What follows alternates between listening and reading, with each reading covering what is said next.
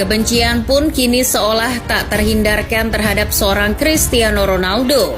Sikapnya akhir-akhir ini sudah dinilai terlalu offside. Ia kini bahkan sudah diputus kontrak oleh klubnya. Inilah kondisi yang tak diharapkan Portugal jelang bergulirnya Piala Dunia 2022. Bicara soal jejak perjalanan Ronaldo di Piala Dunia bersama timnas Portugal, sangat menarik untuk disorot, baik sejak debut maupun hingga sekarang. Ia kini sangat berambisi di Piala Dunia kelimanya supaya bisa berakhir happy ending dengan meraih juara. Namun, apakah dengan berbagai masalah seperti sekarang ini justru akan jadi anti klimaks bagi dirinya? Ronaldo sejak debutnya di Piala Dunia 2006 memang sudah menjadi sorotan. Ketika itu laga kontra Inggris menjadi ajang penuh emosi. Ronaldo seakan menjadi musuh sebagian besar publik Inggris karena peran pentingnya dalam memulangkan timnas Inggris di babak perempat final lewat adu penalti. Selain itu, ia juga dipersepsikan sebagai provokator yang berujung pada kartu merah rekan satu timnya di MU, Wayne Rooney. Namun setelahnya Ronaldo dan Rooney dipersepsikan media seolah tak bermasalah dan baik-baik saja hubungannya. Namun kalau ditarik ke era sekarang, dengan kritikan Rooney kepada Ronaldo akhir-akhir ini, apakah memang luka Rooney di 2006 memang benar-benar ada? Ronaldo ketika itu masih debut di usia 21 tahun.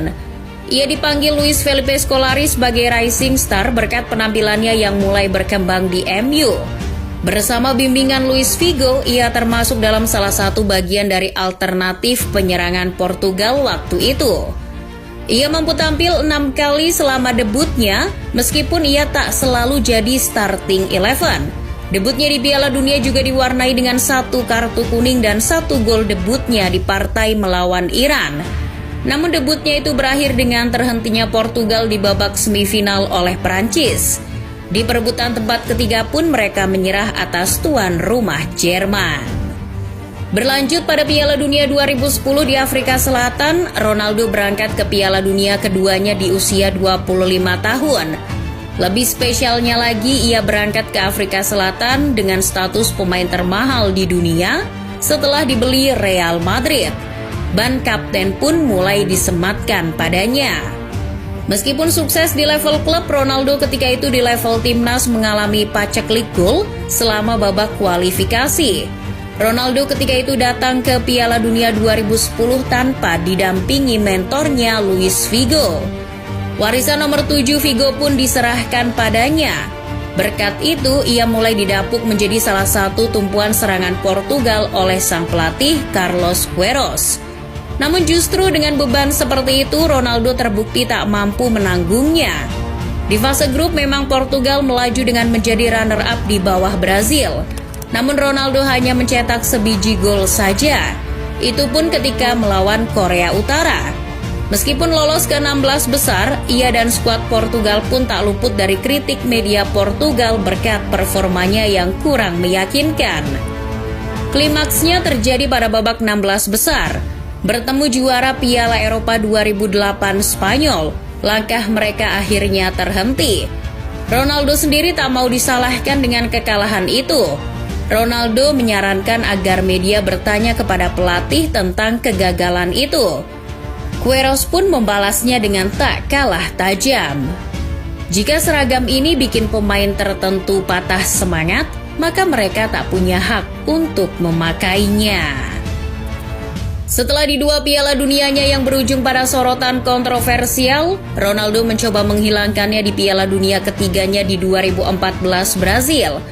Ia ketika itu memasuki usia 29 tahun. CR7 berangkat ke Brazil dengan kondisi mentereng bersama bimbingan pelatih Paulo Bento. Ronaldo ketika itu adalah petahana Ballon d'Or sekaligus petahana juara Liga Champions bersama Real Madrid. Beberapa hal tersebut semakin memantapkan bahwa Ronaldo bisa membawa Portugal melangkah lebih jauh. Namun kenyataannya tak seperti yang diharapkan. Nasib Ronaldo di ajang Piala Dunia ini kembali merana.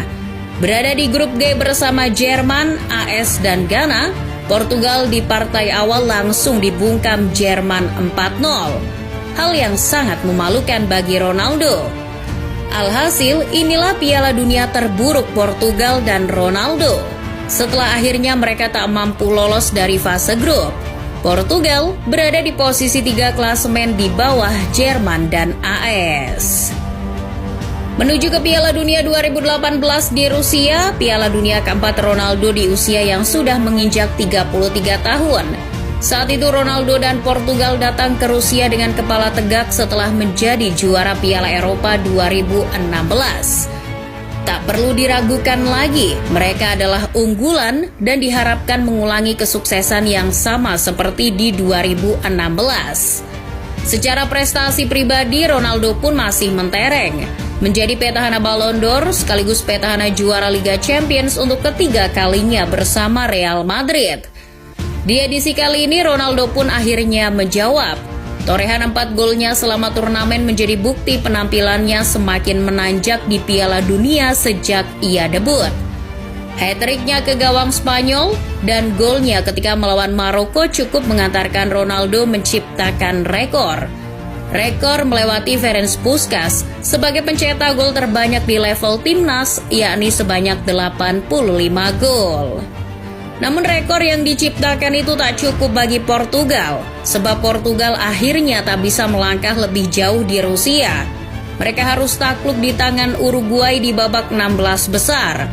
Ronaldo dan Portugal pun akhirnya tak bisa mengulangi kisah manisnya di 2016. Ia sekali lagi harus menunda impiannya meraih gelar juara dunia. Kini di Piala Dunia 2022, kondisi Ronaldo malah banyak menuai masalah. Ia berangkat ke Qatar setelah kontroversi wawancaranya yang menjadi biang masalah retaknya hubungan dia terhadap klubnya, MU. Tak hanya itu, performanya pun sering dikritik musim ini. Ia benar-benar sudah jauh menurun. Simpang siur kondusivitas timnas Portugal arahan Fernando Santos masih menjadi teka-teki. Sikap dingin para rekan Ronaldo di timnas seperti Bruno maupun Cancelo menjadi indikasi. Namun semua isu keretakan itu sudah dibantah. Kondisi timnas Portugal tak seburuk yang dibayangkan. Bahkan kata Ronaldo sendiri, tim ini baik-baik saja dan jauh lebih harmonis. Terlepas dari itu, yang jelas Ronaldo hadir di Qatar ini dengan segudang masalah. Bukan tidak mungkin hal itu akan sangat berpengaruh pada jalannya kompetisi.